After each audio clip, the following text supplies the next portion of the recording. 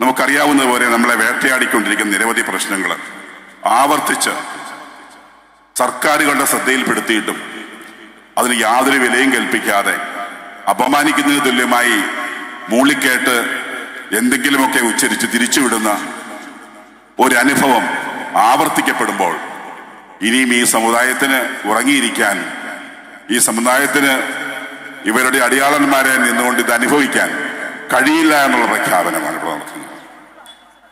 JB Koshy commission റിപ്പോർട്ടിനെ കുറിച്ച് നമ്മൾ ഒരുപാട് കേട്ടതാണ്, ചർച്ച ചെയ്തതാണ്. 17 വർഷം മുമ്പ് ഇവിടുത്തെ ന്യൂനപക്ഷ സമുദായത്തിൽ ഭൂരിപക്ഷമായിട്ടുള്ള മുസ്ലിം സഹോദരങ്ങളുടെ പിന്നോക്കാവസ്ഥ പഠിക്കാൻ ഒരു പാലോളി മുഹമ്മദ് കുട്ടി കമ്മീഷൻ ഗവൺമെന്റ് നിയോഗിച്ചു. കേന്ദ്ര ഗവൺമെന്റ് നിയോഗിച്ച സച്ചാർ കമ്മിറ്റിയുടെ ചുവട് പിടിച്ചാണത്. ഗവൺമെന്റ് നിയോഗിച്ച ആ സച്ചാർ കമ്മിറ്റി പിന്തുടർന്നുള്ള പാലോളി കമ്മിറ്റിയുടെ റിപ്പോർട്ട് സമർപ്പിച്ച 6 മാസത്തിനുള്ളിൽ ആ സമുദായത്തിന്റെ പ്രശ്നങ്ങൾ, അതിൽ പറഞ്ഞിരിക്കുന്ന നിർദ്ദേശങ്ങൾ നടപ്പിലാക്കുവാൻ അന്നത്തെ ഇടതുപക്ഷ സർക്കാർ തീരുമാനിക്കുമ്പോൾ അതിനാവശ്യമായിട്ടുള്ള നടപടിക്രമങ്ങൾ ഉണ്ടാകുകയും ചെയ്തു. ന്യൂനപക്ഷ കമ്മീഷൻ അടക്കമുള്ള കേരളത്തിലെ സംവിധാനങ്ങൾ അതിന്റെ ഭാഗമായി വന്നു. പക്ഷേ ഇതിനകത്ത് ചില അനീതികൾ കടന്നുകൂടി. അതിനുശേഷം നമ്മൾ ആവർത്തിച്ചു, ക്രൈസ്തവ സമുദായത്തിന്റെ പിന്നോക്കാവസ്ഥ പഠിക്കാൻ ഒരു കമ്മീഷനെ വെക്കണം. ആവർത്തിച്ച് 12-13 വർഷക്കാലം പറഞ്ഞ ശേഷമാണ് 2020 JB കോശി കമ്മീഷൻ എന്ന് പറഞ്ഞ കമ്മീഷൻ, ജസ്റ്റിസ് JB കോശി കമ്മീഷന്റെ നിയമനം നടത്തിയത്. കമ്മീഷൻ 6 ലക്ഷം പരാതികൾ സ്വീകരിച്ചുകൊണ്ട്, പഠന റിപ്പോർട്ടുകൾ സ്വീകരിച്ചുകൊണ്ട്, റിസർച്ച് പേപ്പറുകൾ സ്വീകരിച്ചുകൊണ്ട് കൃത്യമായി ഈ സമുദായത്തിന്റെ പോരായ്മകളെയും പ്രശ്നങ്ങളെയും അവധാനതയോടെ കേട്ട് കൃത്യമായ റിപ്പോർട്ട് 285 നിർദ്ദേശങ്ങൾ അടങ്ങുന്ന റിപ്പോർട്ട് സർക്കാരിന് സമർപ്പിച്ചു എന്നാണ് നമ്മൾ അറിയുന്നത്. 3 വർഷത്തോളമായിട്ട് ആ റിപ്പോർട്ടിൽ ഒന്ന് വെളിച്ചം കാണാൻ കഴിയാതെ അടയിരിക്കുന്ന ഒരു സർക്കാരായി ജനാധിപത്യത്തിലെ സർക്കാർ മാറുമ്പോൾ 17 വർഷം മുമ്പ് ഒരു സമുദായത്തിന് വേണ്ടി ചെയ്തു കൊടുത്ത് അവർക്ക് ആനുകൂല്യങ്ങൾ ലഭിച്ച് അവരെ ഉയർത്തിക്കൊണ്ടുവരാൻ കാണിച്ച സന്മനസ് എന്തേ, ആ ശുഷ്കാന്തി എന്തേ ഇവിടെ കാണിക്കാതെ പോകുന്നതെന്ന് ക്രൈസ്തവ സമൂഹം ചിന്തിച്ചാൽ അതിനാർക്കാണ് കുറ്റം പറയാൻ കഴിയുക? തീർച്ചയായിട്ടും ഈ കമ്മീഷൻ റിപ്പോർട്ട് വന്നിട്ടിപ്പോൾ 3 വർഷമായിട്ടും കാര്യമായ യാതൊരു നടപടികളും ഉണ്ടാകുകയോ ആ റിപ്പോർട്ട് ഒന്ന് പുറത്തുവിടുകയോ അത് ഈ സമുദായത്തിന്റെ നേതൃത്വങ്ങളുമായി ചർച്ച ചെയ്യുകയോ ചെയ്യാൻ പോലുള്ള സന്മനസ് കാണിക്കാത്ത ഭരണ സംവിധാനങ്ങൾ ജനാധിപത്യത്തിന് ഭൂഷണമല്ല എന്ന് പറയേണ്ടി വരും. ക്രൈസ്തവ സമുദായത്തിന്റെ ന്യൂനപക്ഷ അവകാശങ്ങളെ ധ്വംസിക്കുന്ന നിരവധി പ്രശ്നങ്ങൾ അത് നേരിട്ടുകൊണ്ടിരിക്കുകയാണ്. ന്യൂനപക്ഷ കമ്മീഷൻ വന്നു കഴിഞ്ഞപ്പോൾ ഇവിടുത്തെ ന്യൂനപക്ഷ സ്കോളർഷിപ്പുകൾ 80-20% വിഭജിച്ച് നൽകണമെന്ന വിധി വന്നു. കമ്മീഷന്റെ വിധിയാണ് 80% മുസ്ലിം സമുദായത്തിനും 20% ബാക്കി 5 ന്യൂനപക്ഷ സമുദായങ്ങൾക്കും മതി എന്ന തീരുമാനം. അതിനെതിരെ ഹൈക്കോടതി ഒരു പ്രഖ്യാപനം നടത്തി ഒരു വിധി പ്രസ്താവിച്ചു. ആ വിധിയിൽ ഹൈക്കോടതി പറഞ്ഞു, ഇത് അനീതിയാണ്, ഇത് ജനസംഖ്യാനുപാതികമായി വീതിക്കണം. അതിന് ചെവ കൊടുക്കാതെ വാസ്തവത്തിൽ ചെയ്തത് എന്താണ്? സുപ്രീം കോടതിയിൽ ഈ അനീതി നടപ്പാക്കുവാൻ ഞങ്ങൾക്ക് വിധി തരണമെന്ന് പറഞ്ഞുകൊണ്ട് സുപ്രീം കോടതിയിൽ നമ്മുടെ കൂടി പണമെടുത്തുകൊണ്ട് സുപ്രീം കോടതിയിൽ അതിന് അപ്പീൽ കൊടുത്തിരിക്കുകയാണ്. ക്രൈസ്തവ സ്നേഹമാണോ അതിന്റെ മുഖമുദ്ര? ഈ സമുദായത്തോടുള്ള സ്നേഹമാണോ അതിന്റെ മുഖമുദ്ര എന്ന് നമ്മൾ തിരിച്ചറിയേണ്ടതുണ്ട്. ക്രൈസ്തവർക്ക് അവകാശപ്പെട്ട സംരക്ഷണ തത്വങ്ങളെ ലംഘിക്കുക, ഒരു വശത്ത് മതസംവരണവും OBC സംവരണവും ന്യൂനപക്ഷ സംവരണവും ജനറൽ മെറിറ്റും ഒക്കെ വാരിക്കോരി കൊടുക്കുമ്പോൾ ക്രൈസ്തവ സമുദായത്തിന് എന്തേ 10% EWS സംവരണം വന്നിട്ട് ആ സംവരണം പോലും നടപ്പിലാക്കുവാൻ വേണ്ട വിധത്തിൽ അതിന്റെ നടപടിക്രമങ്ങൾ സ്വീകരിക്കുവാൻ സംസ്ഥാന സർക്കാർ തയ്യാറാകാത്തത്? അത് ക്രൈസ്തവരുള്ള സ്നേഹം കൊണ്ടാണോ? അതോ ക്രൈസ്തവർ എന്നും ഇവരുടെ ഒരു വോട്ട് ബാങ്കായി, ഒരു ഫിക്സഡ് ഡിപ്പോസിറ്റായി കഴിഞ്ഞുകൊള്ളുമെന്നുള്ളതുകൊണ്ടാണോ? നമുക്കറിയില്ല. നമ്മൾ ആവർത്തിച്ചതെല്ലാം സർക്കാരിന്റെ ശ്രദ്ധയിൽപ്പെടുത്തിയതാണ്. നമുക്ക് നൽകുന്ന ഭൂമിയുടെ പട്ടയമാണ് ഭൂമിയെ സംബന്ധിച്ച് അടിസ്ഥാനപരമായിട്ട് ഏറ്റവും വലിയ രേഖ. ആ പട്ടയം പോലും സുപ്രീം കോടതിയും ഹൈക്കോടതിയും വിധിയിലൂടെ ആവർത്തിച്ച് പ്രഖ്യാപിച്ചിട്ട് പട്ടയ ഭൂമികളെ വനഭൂമിയായിട്ടോ മറ്റൊന്നുമായിട്ടോ പ്രഖ്യാപിക്കാൻ കഴിയില്ല എന്ന് ഹൈക്കോടതിയും സുപ്രീം കോടതിയും പ്രഖ്യാപിച്ചിട്ട് ആ ഹൈക്കോടതിയുടെയും സുപ്രീം കോടതിയുടെയും വിധിയെ കാറ്റിൽ പറത്തിക്കൊണ്ട് സംസ്ഥാന ഗവൺമെന്റ് ജൂലൈ 2023 ജൂലൈ മാസത്തിൽ ഒരു നിയമസഭ ആക്ട് പാസാക്കി. Kerala forest vesting and assignment act amendment എന്ന പേരിലുള്ള ആ ബില്ല് പാസാക്കിയെടുത്തു. അത് പറയുന്നത് പട്ടയഭൂമി ഫോറസ്റ്റുകാർക്ക് ഭൂമി പിടിച്ചെടുക്കാനുള്ള ആധികാരിക രേഖയായി പരിഗണിക്കില്ല. ആ രേഖ ഞങ്ങൾ പരിഗണിക്കുന്ന പ്രശ്നമില്ല. പട്ടയമുള്ള ഭൂമിയും ഫോറസ്റ്റുകാർക്ക് പിടിച്ചെടുക്കാം. 1986 EPA അനുസരിച്ച് പരിസ്ഥിതി നിയമങ്ങളാണെന്ന വ്യാജേന വന്ന് മതിയായ രേഖയുള്ള കർഷക ഭൂമി പിടിച്ചെടുക്കാനുള്ള ശ്രമം മറുവശത്തുണ്ട്. ടൂറിസം മാഫിയെ പ്രോത്സാഹിപ്പിക്കാനായി കർഷക ഭൂമി മലയോര മേഖലയിൽ നിന്ന് പിടിച്ചെടുത്ത് അവരെ കുടിയിറക്കാൻ, വന്യമൃഗങ്ങളെ കൊണ്ട് കുടിയിറക്കാൻ, അല്ലെങ്കിൽ മാഫിയ സംഘങ്ങളെ കൊണ്ട് കുടിയിറക്കാൻ ശ്രമിച്ചു. ഇതൊക്കെ കണ്ണുടച്ചു നിൽക്കാൻ നമുക്ക് കഴിയും. തീർച്ചയായിട്ടും നമ്മൾ ആവശ്യപ്പെടുന്ന കാര്യങ്ങൾ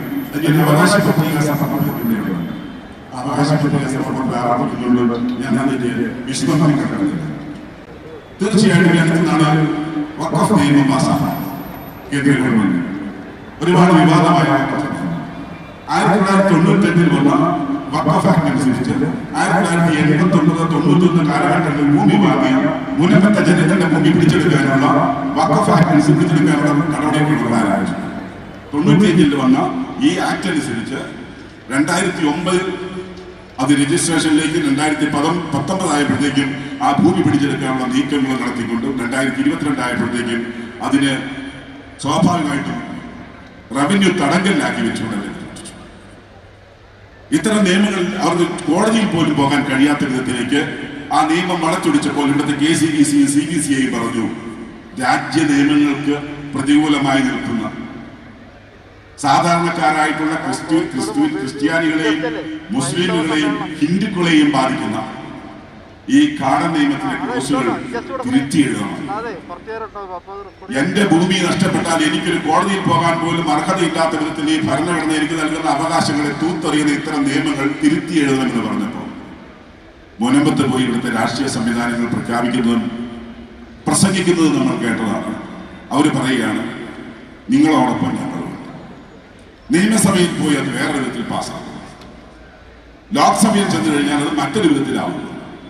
അവിടെയൊക്കെ ഇനി എതിർക്കുന്നു. ഇവിടെ വരുമ്പോൾ ഈ ഉമ്മാക്കി കാണിച്ച് പേടിപ്പിക്കുകയും ചെയ്യും. ക്രൈസ്തവരെ ഇത് അറ്റാക്ക് ചെയ്യാൻ പോകുന്നു. ഇപ്പൊ മുസ്ലിമുകളാണ് അറ്റാക്ക് ചെയ്യുന്നത്, ഇനി ക്രൈസ്തവരെയാണ് അറ്റാക്ക് ചെയ്യാൻ പോകുന്നത്. ആരോടാണ് ഈ ഉമ്മാക്കി കാണിച്ച് പേടിപ്പിക്കുന്നത്? ക്രൈസ്തവരെ ഇതിനോടകം തന്നെ ആക്രമിച്ചുകൊണ്ടിരിക്കുകയാണ്. ക്രൈസ്തവരെ ഇതിനോടകം തന്നെ പീഡിപ്പിച്ചുകൊണ്ടിരിക്കുകയാണ്. ഞാൻ ഈ പറഞ്ഞ വന്യമൃഗശല്യത്തിലും ഈ പറഞ്ഞ JB കോശി കമ്മീഷൻ റിപ്പോർട്ടിലും ഈ 80 അനുവാദത്തിന്റെ അനീതിയിലും ഈ പട്ടയം പിടിച്ചെടുക്കുന്നതിലുമൊക്കെ ക്രൈസ്തവർ അടക്കമുള്ള സമൂഹം അനീതി നേരിടുകയല്ലേ? അവരെ ആക്രമിച്ചുകൊണ്ടിരിക്കുകയല്ലേ? അവരെ പീഡിപ്പിച്ചുകൊണ്ടിരിക്കുകയല്ലേ? ഇനി എന്താണ് പുതിയൊരു പീഡനം വരാനിരിക്കുന്നത്?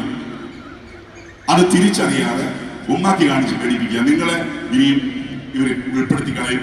അവരെ ഇനി ഭരണഘടനയെ അനുശാസിക്കുന്ന ന്യൂനപക്ഷ അവകാശങ്ങൾ നമുക്ക് ലഭ്യമാക്കുക എന്നുള്ളത് ആരുടെയും ഔദാര്യമല്ല, അത് ഭരണഘടന നമുക്ക് നൽകുന്ന അവകാശമാണ്.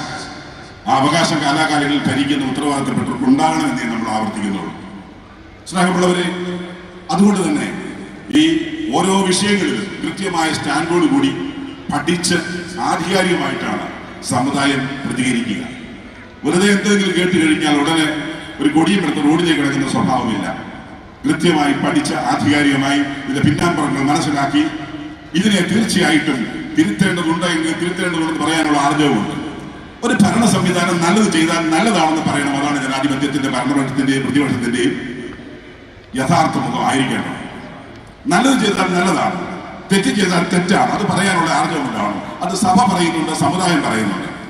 അത് പറയാതെ ഇവിടുത്തെ ഭൂരിപക്ഷം വരുന്ന ഹൈന്ദവ, ക്രൈസ്തവ, ഇസ്ലാമിക് ജനങ്ങളെ വഴിയാധാരമാക്കുന്ന കേസിൽ പോലും ഒരു ചെറിയ വിഭാഗത്തിന്റെ താല്പര്യം സംരക്ഷിക്കാൻ നിൽക്കുന്ന ഇവിടുത്തെ ഭരണ പ്രതിപക്ഷ സംവിധാനങ്ങൾ ആരെയാണ് ഭയക്കുന്നത് നമുക്ക് മനസ്സിലാവുന്നത്. രാസലഹരി അങ്ങേയറ്റം ഈ നാടിനെ തകർത്തുകൊണ്ടിരിക്കുകയാണ്. നമ്മൾ തിരിച്ചറിയേണ്ട യാഥാർത്ഥ്യം 25,000 കോടിയുടെ രാസലഹരി അല്ലെങ്കിൽ മയക്കുമരുന്നും കഞ്ചാവുമൊക്കെ ഈ കേരളത്തിൽ പിടിച്ചുവെന്നാണ് ഔദ്യോഗിക കണക്ക്. അതിന്റെ ഉറവിടങ്ങളിൽ അതിനെ ആ വിതരണ ശൃംഖലയിൽ തന്നെ അതിനെ തടയാൻ കഴിയാത്ത ഭരണാധികാരികൾ കണ്ണടച്ചിരുത്താക്കുകയാണ്. സ്വാഭാവികമായിട്ടും ഇതിനൊക്കെ എതിരെ പ്രതികരിക്കുവാൻ കർമ്മശേഷിയുള്ള, വിജ്ഞാനമുള്ള, അതിനെക്കുറിച്ച് ആധികാരികമായി പഠിച്ച സമൂഹങ്ങൾ മുമ്പോട്ട് വരും. അതിന്റെ ഭാഗം തന്നെയാണ് ക്രൈസ്തവ സമൂഹം ഇന്ന് ഈ പ്രതിസന്ധികളുടെ നടുവിൽ ഈ വിഷയവുമായിട്ട് പൊതുസമൂഹത്തിലേക്ക് ഇറങ്ങിയിരിക്കുന്നത്. നമ്മുടെ ന്യൂനപക്ഷാവകാശങ്ങൾ മാത്രമല്ല, ഈ സമുദായം, ഈ സമൂഹം, ഈ രാജ്യം നേരിടുന്ന പ്രതിസന്ധികളെ അതിജീവിക്കുവാൻ നമ്മൾ ഒന്നിച്ചു നിൽക്കണമെന്ന് ആഹ്വാനം ചെയ്യുവാൻ ക്രൈസ്തവ, മുസ്ലിം, അതുപോലെ ഹിന്ദു കമ്മ്യൂണിറ്റിയോടെ എല്ലാം ആഹ്വാനം ചെയ്തുകൊണ്ട് സഹോദരങ്ങളെ പോലെ കണക്കാക്കിക്കൊണ്ട് നമ്മുടെ പ്രശ്നങ്ങൾ പൊതുവായിട്ടുള്ളതിനെ ഒന്നിച്ച് നേരിടണമെന്ന് ആഹ്വാനം ചെയ്തുകൊണ്ട് നിൽക്കുന്ന ഒരു സമൂഹമാണ് ക്രൈസ്തവ സമൂഹം. ഈ സമുദായത്തിന് രാഷ്ട്രീയമില്ലല്ലോ, ഈ സമുദായ സംഘടനയ്ക്ക് രാഷ്ട്രീയ പാർട്ടിയില്ലല്ലോ, ഇവർ രാഷ്ട്രീയമുള്ളവരല്ലോ എന്നൊക്കെ ചിന്തിക്കുന്നവരുണ്ട്. കൃത്യമായ രാഷ്ട്രീയം സമുദായത്തിനുണ്ട്. അത് രാഷ്ട്രീയ പാർട്ടിയല്ല എന്ന് മാത്രം പറയാൻ ആഗ്രഹിക്കുകയാണ്. പക്ഷേ കൃത്യമായ രാഷ്ട്രീയമുണ്ട്.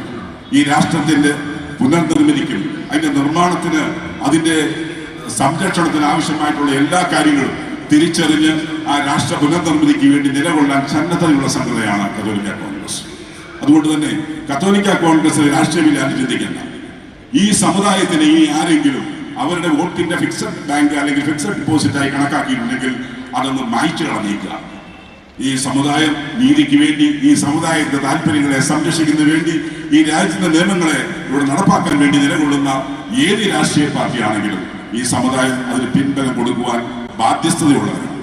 അതേസമയത്ത് പ്രസ്ഥാനങ്ങളോ ഭരണക്കാരോ തെറ്റ് ചെയ്താൽ അത് കൃത്യമായി ചൂണ്ടിക്കാണിച്ചുകൊണ്ട് ഒരു തിരുത്തൽ ശക്തിയായി നിലകൊള്ളാൻ സാധിക്കും. ഈ സമുദായത്തെ ഇവർ നിർബന്ധിക്കുകയാണെങ്കിൽ സ്വാഭാവികമായിട്ടും ആ തരത്തിലുള്ള ഒരു രാഷ്ട്രീയത്തെ കുറിച്ച് ഈ സമുദായത്തിനുള്ളിൽ തന്നെ ഒരു രാഷ്ട്രീയ സംഘടന, ഈ സമുദായ സംഘടന അതിന്റെ എല്ലാ അർത്ഥത്തിലും 107 വർഷം പാരമ്പര്യമുള്ള ഈ സമുദായ സംഘടന എല്ലാ അർത്ഥത്തിലും ആ സമുദായത്തിന്റെ സ്വത്വബോധം സൂക്ഷിച്ചുകൊണ്ട് തന്നെ ഈ സമുദായ അംഗങ്ങൾ രാഷ്ട്രീയമായി സംഘടിക്കണമെങ്കിൽ സംഘടിക്കാൻ ഞങ്ങൾ തയ്യാറാണ്. തീർച്ചയായിട്ടും ആ തരത്തിലുള്ള ഒരു നീക്കത്തിലേക്ക് ഞങ്ങളെ തള്ളിവിടാതിരിക്കാൻ തക്കവണ്ണം വിവേകം കാണിക്കുവാൻ ഇവിടുത്തെ രാഷ്ട്രീയ പാർട്ടികളും ഭരണ സംവിധാനങ്ങളും ചിന്തിക്കുന്നതാണ് നല്ലത് എന്ന് ഓർമ്മിപ്പിക്കുകയാണ്. അതുകൊണ്ട് ഈ മുതലക്കുളം മൈതാനം നമുക്കറിയാം, ഇത് ക്രിസ്ത്യൻ കോളേജ് ഗ്രൗണ്ടിൽ നിന്നാണ് നമ്മൾ തുടങ്ങിയത്. ക്രിസ്ത്യൻ കോളേജ് ഗ്രൗണ്ട് ഇവിടുത്തെ ഉന്നതജാതിയിൽപ്പെട്ടവർക്കൊന്നും പാട്ടവർക്ക് മാത്രം വിദ്യാഭ്യാസം നൽകുന്ന വിദ്യാഭ്യാസ സ്ഥാപനം, ഉന്നത വിദ്യാഭ്യാസ സ്ഥാപനം ഉണ്ടായപ്പോൾ ഇവിടുത്തെ അധകൃതരായിട്ടുള്ളവർക്ക് ഉന്നത വിദ്യാഭ്യാസം നിഷേധിക്കപ്പെട്ട 1 നൂറ്റാണ്ട് മുമ്പ് അവരെല്ലാം ഒരേ വലിയ ഉന്നത വിദ്യാഭ്യാസം കൊടുക്കാൻ